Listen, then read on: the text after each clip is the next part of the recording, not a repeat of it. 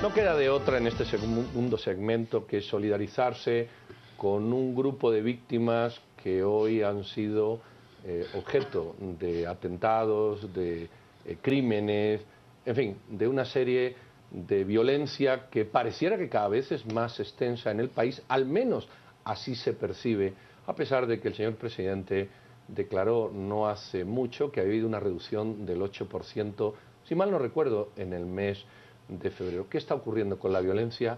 ¿Por qué la violencia se está concentrando o aparece, o da la sensación de que aparece con mayor virulencia en estos días? Hoy, prácticamente hace unas horas, me comentaba mi compañero Adrián como un niño de 4 años había recibido 2 balazos en la cara cuando ingresaron en su casa, suponemos que al robar o a cualquier acto delictivo. Estamos pasando esa línea. ¿Qué nos está pasando? Bueno, vamos a hablar con el coronel Mario Mérida. Además de analista en temas de seguridad, él fue funcionario público de alto nivel en el Ministerio de Gobernación. No vamos a decir el tiempo para que la gente no nos calcule edad, ni a ti ni a mí. Pero sí es un hombre enterado. Mario, tu análisis de lo que está pasando. ¿Estamos en un momento de mucha violencia? ¿Es una coincidencia? ¿Es una percepción? ¿Te parece que estamos en ese momento de percepción de mucha violencia o desechas esa hipótesis mía? No, yo considero, Pedro, primero buenas noches y muchas gracias por la invitación. Yo quisiera hacer un planteamiento uniendo la teoría y la academia junto con la experiencia. Porque ahora ya no es válido decir que al inicio de cada gobierno siempre se activa la violencia. Yo creo que hay algunas interrogantes que plantear como para comenzar a investigar el tema y no conjeturar simplemente, y precisamente les estaba apuntando. Uno es la reducción de la eficiencia de la coacción para pagar ¿cómo se llama? Una extorsión, un rescate. Una extorsión. ¿Sí? Si esto es así, entonces nos lleva a incluir dentro de ese acto, digamos, de coacción, no solo al piloto, sino que también al pasajero. ¿Okay? Hoy lo novedoso es que el pasajero también es una víctima, digamos. Y eso lo dejamos atrás, si tú te recuerdas, hace como 8 años, donde asaltaban a los pasajeros y el piloto pues se llevaban lo que había ahí en el lugar. ¿Okay? Lo otro, posibles cambios en la estructura delictiva. O sea, es decir, capturan miembros de las bandas, están dentro de la cárcel, pero hay una estructura que está afuera y que sigue operando. La otra interrogante que yo me planteo aquí es si no hay una estructura híbrida, disidentes de 2 o 3 grupos que están innovando, digamos, la forma de actuar criminal, infundiendo más terror y más violencia. Y una tercera es el uso de nuevos métodos, no para ser más eficientes en cuanto a la recaudación, sino para demostrar más poder y capacidad de actuación, como es ese uso, digamos, de tecnología doméstica. Yo creo que bajo esas 4 perspectivas han logrado cumplir en parte su propósito, porque es obvio que los medios están informando de esos eventos. Hoy la cuenta eran si iban 8 o si iban 10 personas. ¿Qué tanto puede haber, Mario? Y me como aquí la pregunta de Adrián, que se le atoró una fructosa, así que sácala, que el público entiende. ¿Qué tanto, Mario, los inicios de gobierno con los cambios, la ausencia de funcionarios públicos permanentes, hay cambios en la Secretaría de Inteligencia y Estrategia, hay cambios en la Dirección General de Inteligencia, hay cambios en la cúpula policial, hay cambios en el Ministerio de Gobernación, y todo esto genera un vacío que hasta que no vuelvan a retomar las riendas, pareciera que la explosión es mayor. ¿Tiene esto algún sentido lo que estoy diciendo o no necesariamente ocurre así? Sí tiene que ver, Pedro. Yo creo que uno de los elementos importantes que hay ahora es de que no hay funcionarios nuevos. Es una realidad. Digamos, qué tan articulados estén, digamos, para trabajar como grupo, eso no lo sabemos.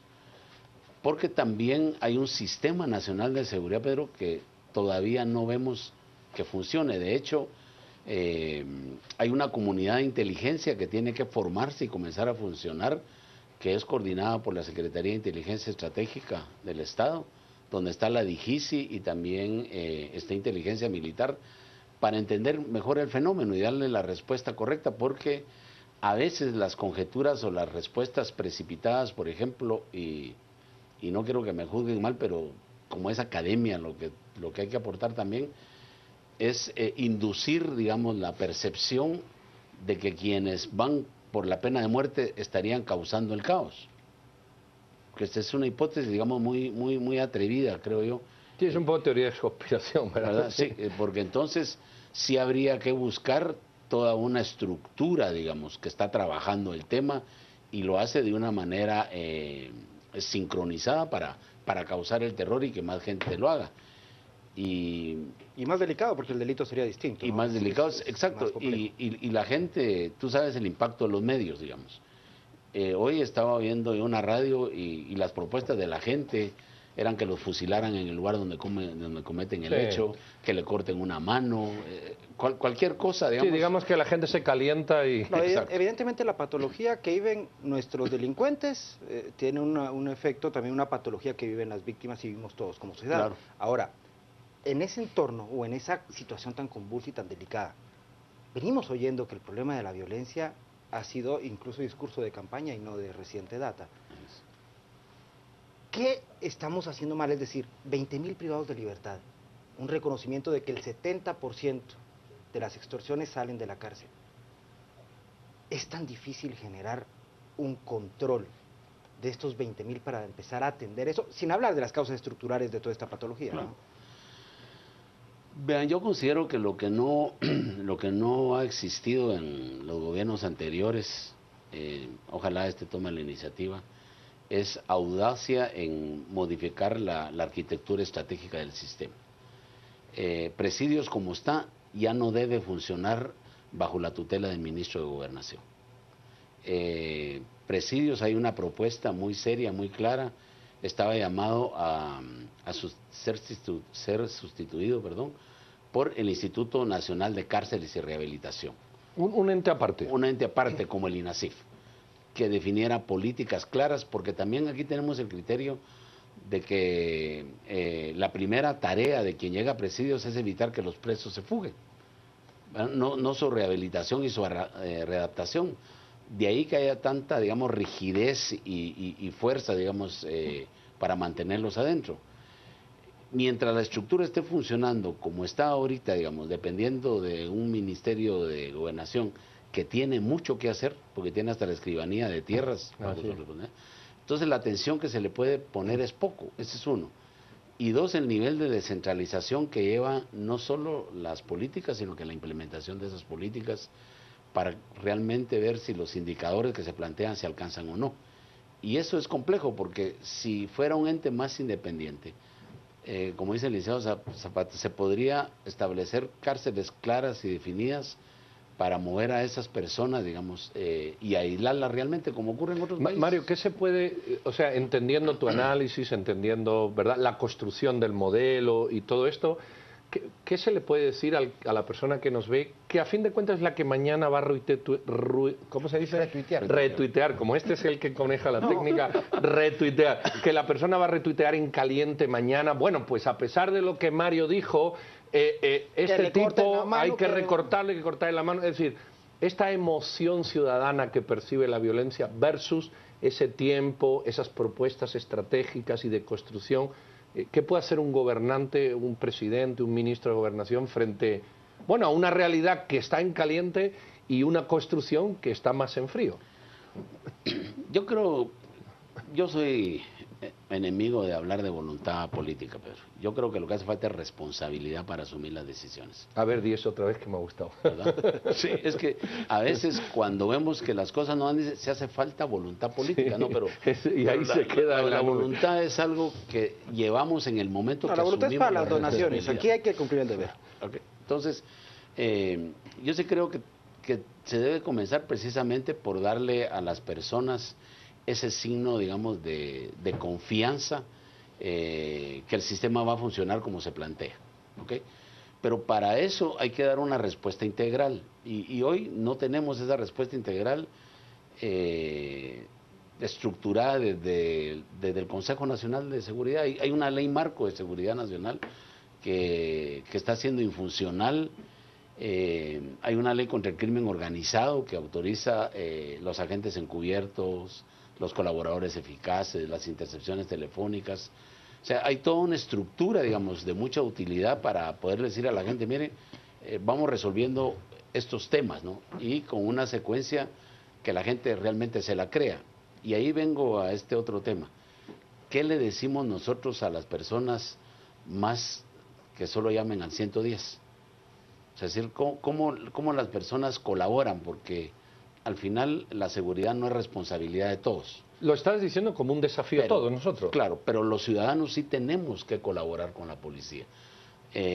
No con pasamontañas ni haciendo turnos en la noche, sino aportando esa información que es vital. Si no hay información no se puede realmente hacer mucho. Una pregunta obligada.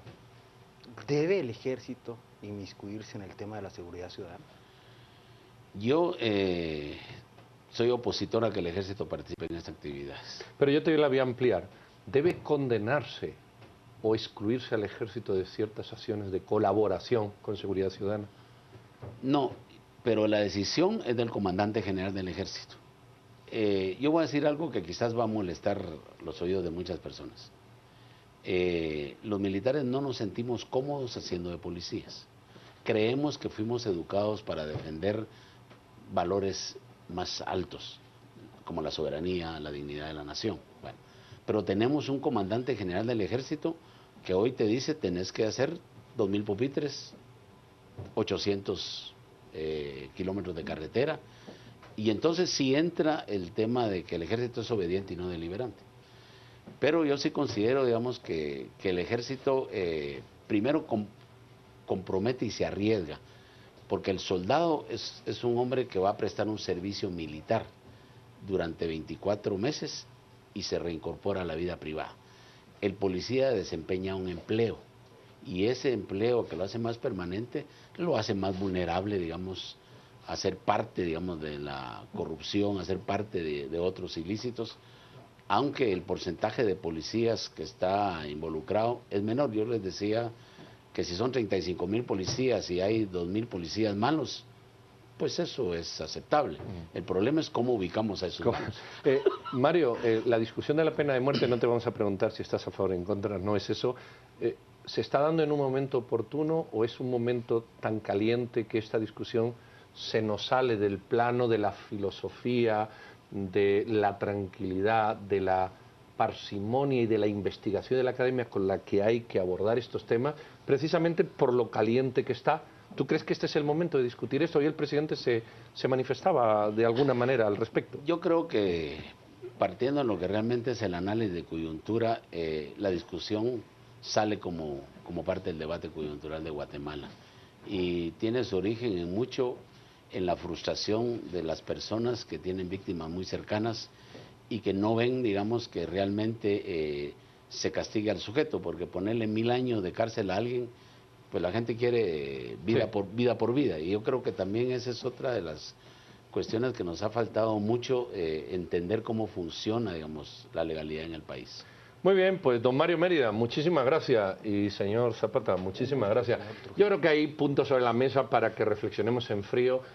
Yo recuerdo que un jefe que yo tuve hace tiempo me dijo: nunca tomes una decisión cuando estés frustrado, vete de tu trabajo cuando seas feliz en él, divórciate cuando más feliz estés, porque eso significa que lo que vas a hacer lo has pensado muy bien, sin ninguna emotividad externa negativa, claro, que te incida. Esa era la lección, no los ejemplos. Bueno, pues ahí están. Yo creo que de lo que Mario ha dicho me quedo con esto. Si no participamos nosotros en la seguridad, ningún presidente, ningún gobierno, ninguna inteligencia nos saca de un problema que es de todos y es nuestro. Hay que participar, hay que dar la cara, hay que mojarse. Pues nada, qué bueno. Vamos ahí está. El tema justamente con el tema de lo del ejército que abordaremos hoy a las 10 p.m. Invitados a que sigan con nosotros. Ahí está, invitados a seguir con don Adrián, que hoy te hace horas extra. Como los del Congreso. Sí, pero aquí no, pero en serio. Muchísimas gracias, nos vemos el martes. Nuestra compañera Rocío nos lee algunos Twitter y le dice adiós. Feliz noche. Gracias, Pedro. Hablamos en este momento sobre los índices de violencia en el país. ¿Estos crecen o descienden? Esperamos su opinión. Nos encuentra como Canal Antigua en Facebook y en Twitter. Hasta el momento tenemos el comentario de FC o Ubico. Aquí depende de quién haga las estadísticas. No son confiables, las interpretan según les convenga. Es momento ahora de ir a una pausa comercial. Por favor, quédese en sintonía. A las 10 p.m. se continuará hablando acerca del tema de la violencia. Quédese con nosotros.